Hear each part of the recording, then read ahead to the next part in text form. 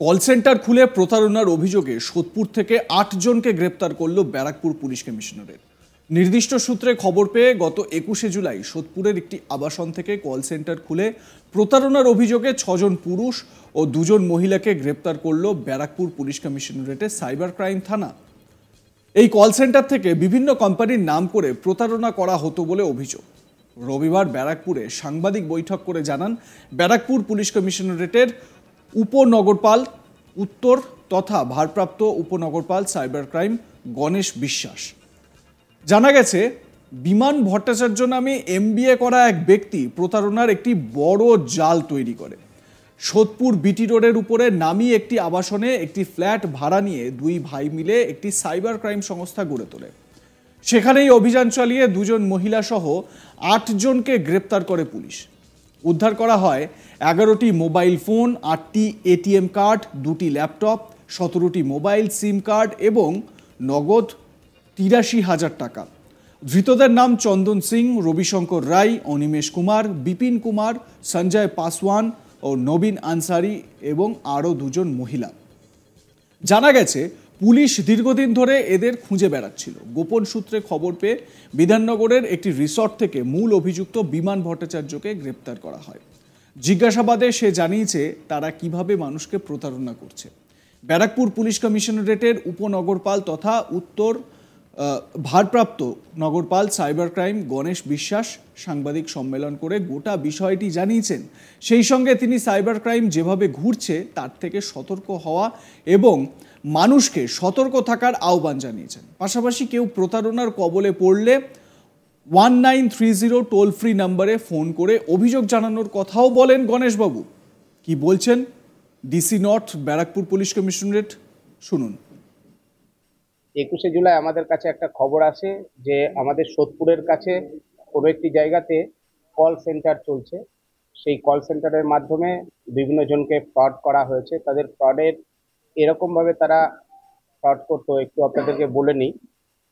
তারা বিভিন্ন জনকে ফোন করতো যে আপনি জুতোটা কিনেছিলেন, তো ওই জুতোটা যখন আপনি ফ্লিপকার্ট থেকে কিনেছিলেন, আপনার জন্য একটা লটারি এসেছে। সেই লটারি আপনি মোটরসাইকেল পাবেন, বা ওরা বিভিন্ন জিনিসপত্র নিয়ে বলতো। সেক্ষেত্রে তাদের একটা পদ্ধতি অফার দিত যে আপনাকে রেজিস্ট্রেশন করতে হবে। তারা যখন ওই রেজিস্ট্রেশন করতো, সেই রেজিস্ট্রেশন করার পরে তাদেরকে একটা টাকা পেমেন্ট করতে হতো। এইভাবে তারা যখনই ওই লোভে পা দিত, তারপরে তাদের থেকে বিভিন্ন রকম ভাবে এটা আরো টাকা পয়সা নিয়ে তাদের কাছ থেকে বিভিন্নভাবে সর্বশান্ত করেছে। বেশ কিছু এরকম নজির আমরা পেয়েছি। সেখান থেকে আমরা টোটাল ৮ জনকে এখনো পর্যন্ত অ্যারেস্ট করেছি। ২ জনকে অলরেডি আমরা ফরওয়ার্ড করেছিলাম, যারা চন্দন সিং এবং রবি কুমার রায়, তারা কাস্টাডিতে আছে। চন্দন সিং, রবি কুমার রায়, আপনাদের সামনে যাদেরকে নিয়ে এসেছিলাম তারা ছিল বিপিন কুমার, অখিলেশ কুমার, মোহাম্মদ মবিন আনসারি, সন্দীপ পাসওয়ান এবং ২ জন লেডি আছে। ২ জন লেডিকে আমরা আনিনি আজকে, যেহেতু ওদেরকে প্রোডাকশনও আছে আজকে। ২ জন লেডি ছিল সৃষ্টি দাস আর বান্টি বিশ্বাস। এই টোটাল ৮ জনকে আমরা এই কল সেন্টারে বিভিন্ন সময়ে রেড করি। কল সেন্টার থেকে আমরা যখন প্রথমে অ্যারেস্ট করেছিলাম বিপিন কুমার, অখিলেশ কুমার, মবিন আনসারি, পরবর্তীকালে সাবসিকুয়েন্টলি তাদের যে কনফেশনাল স্টেটমেন্ট ছিল সেই অনুসারে আমরা অ্যারেস্ট করেছি। এখনো পর্যন্ত ওই কেসটিতে, যেটা ২১শে জুলাই আমরা সুমোটো কমপ্লেনের ভিত্তিতে করেছিলাম, টোটাল ৮ জনকে গ্রেফতার করা হয়েছে। এটাতে আমরা এখনো পর্যন্ত রিকভারি করতে পেরেছি ৮টি ATM কার্ড আছে, ফোন আছে ১১টি, ল্যাপটপ ২টি আছে, ক্যাশ প্রায় ৮৩,০০০ টাকা মতো আছে, কিছু নোটবুকস আছে, আপনারা দেখছেন যে আরো পেরিফেরাল ডিভাইসেসের কিছু পার্টও এখানে আছে, এবং সিম কার্ডও আছে ১৭টা। এটা আমাদের ওই পার্টিকুলার যে কল সেন্টার আমরা র্যাকেটটিকে অ্যারেস্ট করতে পেরেছি তাদের কাছ থেকে এগুলো উদ্ধার হয়েছে।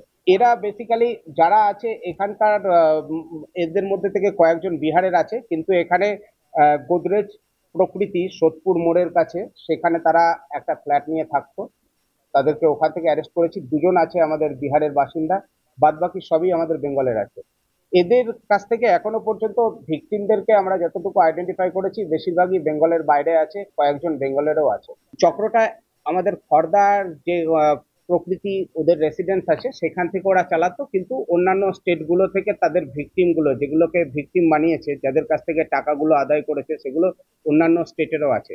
এখনো পর্যন্ত এটা আমরা দেখেছি যে তারা 100-রও অধিক বিভিন্ন জনের সঙ্গে এই ধরনের যে চিটিং করেছে বা ফ্রড করেছে। আমরা ভিকটিমদেরকেও আইডেন্টিফাই করে তাদের সঙ্গে তাদেরকেও যে যে আমাদের আইনগত পদ্ধতি আছে সেইভাবে যোগাযোগ করার চেষ্টা হচ্ছে।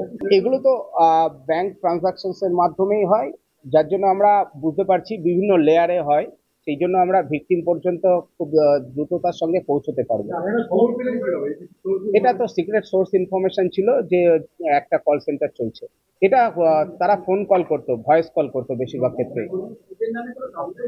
আমি বারবার বললাম যে একটা সোর্সের মাধ্যমে আমরা খবর পেয়েছিলাম যে একটি কল সেন্টার চলছে খড়দার কাছে, প্রকৃতি নামে যে রেসিডেন্স আছে সেখানে। তারপরে সেই কল সেন্টার যখন আমরা রেড করি, রেড করার পরে প্রথমে কিছু জনকে ধরা হয়, তারপরে তাদের যে কনফেশনাল স্টেটমেন্ট ছিল সেই অনুসারে আমরা পরবর্তীতে অন্যান্য আসামিদেরকেও গ্রেপ্তার করি। মালিক আছে এখানে অখিলেশ কুমার যাদব, তার বাড়িতেই বিপিন কুমার থাকতো, এরা দুজনেই বিহারের বাসিন্দা। টোটাল অ্যামাউন্ট এখনো হিসেব করা হয়নি, আমরা তবুও অনুমান করতে পারি যে এটা তো ডেফিনেটলি 50 লাখসের ওপরে হবে। পুরো কোম্পানি নয়, এরা বিভিন্ন জায়গাতে কখনো ওরা কল করতো যে ফ্লিপকার্ট থেকে আপনি কি কখনো কোনো জুতো কিনেছেন বা কখনো কোনো আপনি প্রোডাক্ট কিনেছেন।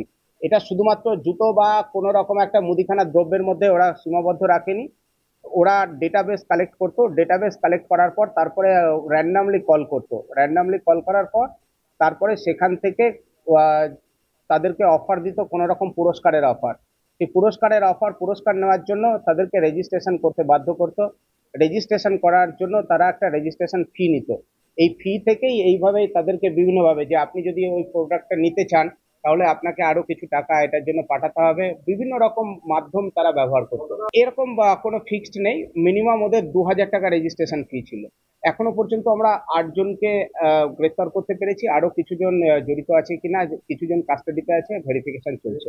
এখনো পর্যন্ত আমরা ডেটটা ফিক্স করতে পারিনি, পরবর্তীকালে আরো কিছু অগ্রগতি হলে আপনাদেরকে জানিয়ে দেওয়া হবে। আমরা ভেরিফাই করে দেখছি এই তথ্যগুলো কোথা থেকে পেতো এবং আরো কি কি এর পেছনে কে জড়িয়ে আছে সেগুলো ভেরিফাই করছি।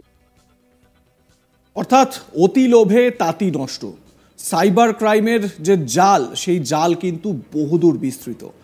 আপনার বাড়ির পাশেই হয়তো কেউ এরকম প্রতারণার জাল বিছিয়ে রয়েছে, আপনাকে ফোন করে প্রলুব্ধ করবে, লাখ লাখ টাকা পুরস্কার দেওয়ার কথা বলবে, কিন্তু সেই প্রলোভনে পা দেবেন না।